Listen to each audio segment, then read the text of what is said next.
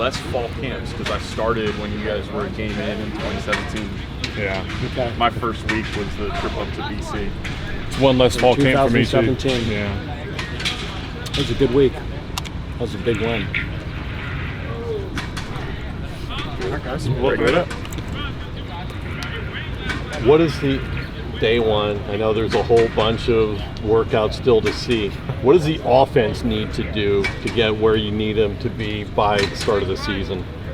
I think every year you look at what you did the year before and the things you did well, like throwing the football, you want to keep doing well. The things you didn't do well, like running the football, you need to get better at. So, we were one of the best pass offenses in the country last year, but it was our least productive year running the football since 2015. And, we want to be a more balanced offense. We want to be less one-dimensional. I think we only had 9 runs last year of over 20 yards, which was the fewest since 2014. And again, you run the football to close out games. And if you get in one-score games, which traditionally we get in a lot of those, your ability to run the football and close the game out becomes really important. So, again, we want to keep throwing it well. We want to be efficient passing and maintain that productivity, but we want to be more balanced, and that means we got to run the football better. Is it an offensive line issue? Is it a running back issue that needs to be fixed in order to run more efficiently? Again, it's never one thing. So,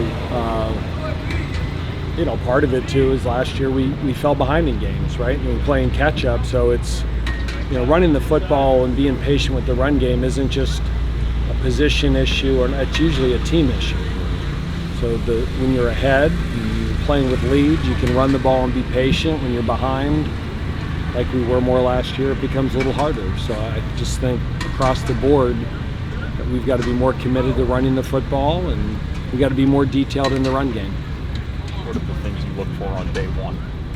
I know there's not much to take away with just helmets, but yeah, I think it's you hope day one they're enthusiastic and the energy level is good, and that this is when the leagues start popping, right? As soon as you come out here, you start practice, and then you practice, and then he didn't do that right, he missed this check, and this is the job of coaching, is solving problems. And a lot of times your problems start popping up once you practice, and we had a good enthusiastic practice, and I'm sure some of our comeback routes were 2 yards short. I'm sure some of our quarters technique, we were too far outside. All these things start popping up, and now you correct those things, and then another problem pops up. It's the nature of what we do. Can you, at this point, close your eyes and give the ball security speech that comes halfway through the first practice? I changed it a little bit. Okay. I changed it this year a little bit. So you can't? So no, it's kind of, I studied how some other people were teaching it, and their approach to the ball is different. And so teaching to take it on a slide and sideways, and then even you do it, and I was working with Spencer Clapp, who's been in our program 7 years, and he did it the first time incorrectly. So it doesn't matter how well I know the speech, it matters how well they actually do the drill. And he acts 7 years, why are you wasting my time? And very first rep I did with them, so you didn't pay attention the last 6 years? You might have missed some of those with ACL injuries. Yeah, well, again, he likes to talk about how old he is, and how he should have different deals because he's AARP card. And you weren't gray when you started covering us. I was a little bit. I don't remember. That's what newspapers do to you. Welcome to the group, right? True. Right. All it means is we have wisdom.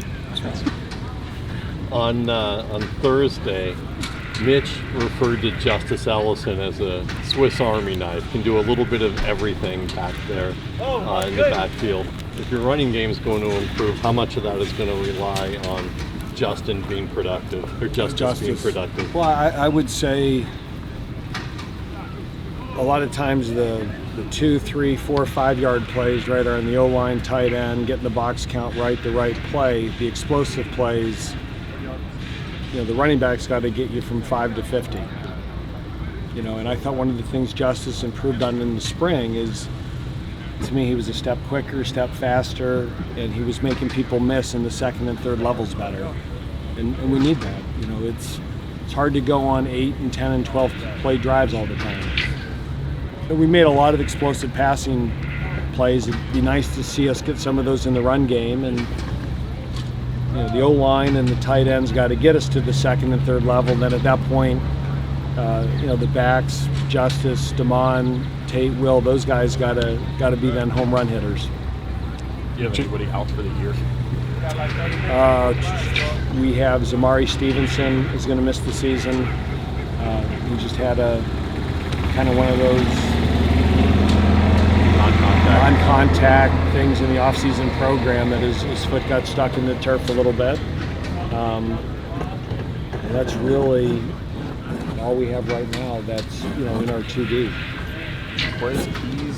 He was on the roster at one point. And Yeah, no he just longer... came to me in June and said, I'm not sure I want to play college football, and kind of said, well, it's just got here, let's try to get you through the first session. And then when he said it again in the second session, he said, if it's hard now, it's only going to get harder. And so I just think he sometimes happens with freshmen. I just wanted to get back home and figure out what he wants to do. And maybe he'll decide down the line he wants to play college football again, but right now, what he shared with us, he just wasn't sure he was up for this, and we wish him well. Good kid, did nothing wrong, wasn't kicked off the team, nothing disciplinary, just wasn't sure he wanted to do this. Some of the guys who are actually back, I saw Horatio, I saw Nick Helbig, I saw Dylan Hazen with the first team at linebacker. Who else did I miss that was out there and making contributions that might have missed in the spring? Why don't you tell me? I just know they're all out there. I kind of forget. Bryce Gaines? Bryce Gaines is now with us. He was hurt in the spring when we took him from Villanova, and now he's healthy. Sheen was out there. He missed a couple of practices. Nick Anderson was out there. I can't think of anybody else. Eldrick Robinson was out there. He missed last season and last spring. So, like I said before, I think right now the only scholarship guy that's out for the year is Zamari. Is defensive tackle maybe your biggest worry positionally right now in terms of not knowing exactly where the depth and everything comes from? I would say we have players there. Who are the top end guys? So what happens is we lost our top 3 guys, Deion Bergen, Tyler Williams, and Kobe Turner. And so you got KP back, who's the only guy that really played. And then obviously that was a position that we were aggressive in the portal with Bryce Gaines and Nick Helbig. Wyatt Crespi is now healthy. And so we've thrown numbers at that position. Eli Hall is now healthy. He missed the whole spring. And so we have 6 to 7 guys there that it's their time, and they should be ready to go. Now, how many of them step up and become average, above average, or high-level ACC players? That's the concern. Who's in that group is going to make plays the way that Kobe, Deion, and Tyler did a year ago. How concerning is the loss of Zamari when you consider depth at corner?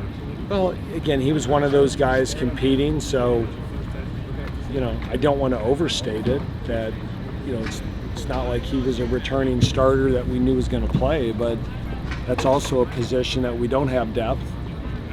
He was in there with Jamari, DeMarcus Rankins, Andre Hodge, Travion West competing, so he could have been anywhere from 3 to 6. Yeah. And he was doing a great job on special teams.